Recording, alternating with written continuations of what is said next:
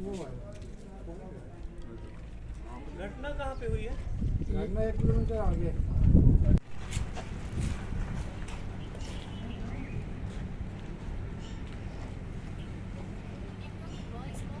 हम यही चाहते हैं कि उनका सीधी आप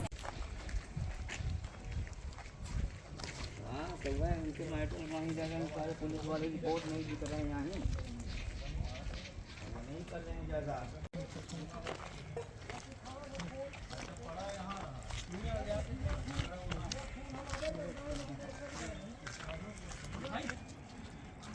नीरज दूठे हैं, नीरज पाड़े ना बोल नीरज सिंह। नीरज यही फंस जाता बेचारा, कहा तो चला तू है फंस। हाँ मंटू अपने साथ में लगाना।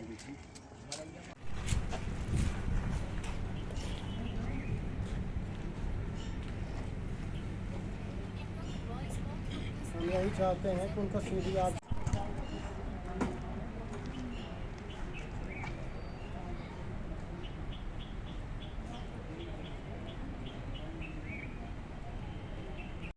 हमारा भाई है विकास द्विवेदी और पिंटू प्रभुआ नाम है उसका।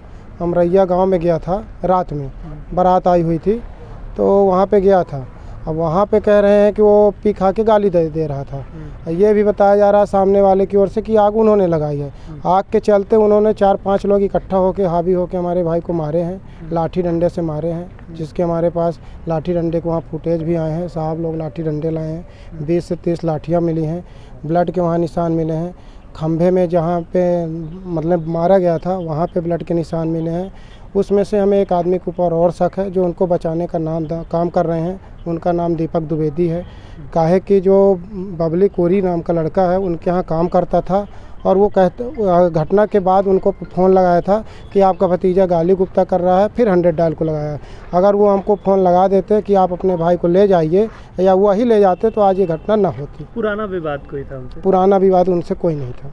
पुराना विवाद उनका कहीं कोई भी नहीं था। पुलिस की कार्रवाई से अभी क्या है? पुलिस की कार्रवाई से भी हम संतुष्ट नहीं हैं। पुलिस के थ्रू मेरे को कहा गया था कि आपका भाई आपराधिक प्रेरित का है, अपराध किया था और आग लगाया था। हमारा ये कहना है कि आज तक के उसके जो पुराने अपराध हों जिसमें से कोर्ट से साबित हो गए हों कि आपका भाई अपराधी है, तब हम मानेंगे कि हाँ हमारा भाई अपराधी है। पुलिस की कार्रवाई से भी हम असंतुष्ट हैं। जब तक पूरी तरह से संतुष्ट नहीं होती है तब तक अभी हम पीएम भी करवाने के लिए एग्री नहीं थे। क्या नाम है? प्रकाश द्विवेदी और मंटू। क्या मामला है पूरा और कितने संदेही इसमें हो रहे हैं? बीती रात 21/4/2025 को डायल 100 के माध्यम से सूचना मिली थी कि अमरैया गांव में आगजनी की घटना हो गई है। तत्काल एफआरबी वाहन मौके पर पहुंचता है और वहां मौके पर पहुंचकर जब जांच की जाती है तो ये पता लगता है कि आगजनी स्थल से थोड़ी दूरी पर एक व्यक्ति जो है लहूलुहान अवस्था में पड़ा हुआ है। तत्काल उनको जो है चिकित्सकीय सहायता के लिए, उपचार के लिए संजय गांधी ले जाया जाता है। संजय गांधी अस्पताल में इमरजेंसी वार्ड में उनका उपचार का प्रयास किया जाता है चिकित्सक द्वारा, लेकिन दुर्भाग्यवश उनकी जो है मृत्यु हो जाती है। उसके बाद तत्काल जो भी औपचारिक कार्रवाइयाँ हैं वो शुरू करते हुए और हम लोगों ने तत्काल घटनास्थल पर आकर के और घटनास्थल के आसपास जो है विवेचना प्रारंभ कर दी थी। और अभी तक की विवेचना में आगजनी को लेकर के, एक गोमती में आग लगाने को लेकर के और उसके बदले की भावना से जो है दूसरे पक्ष द्वारा लाठी डंडे से मारपीट करके उनको जो है हत्या कारित करना पाया गया है।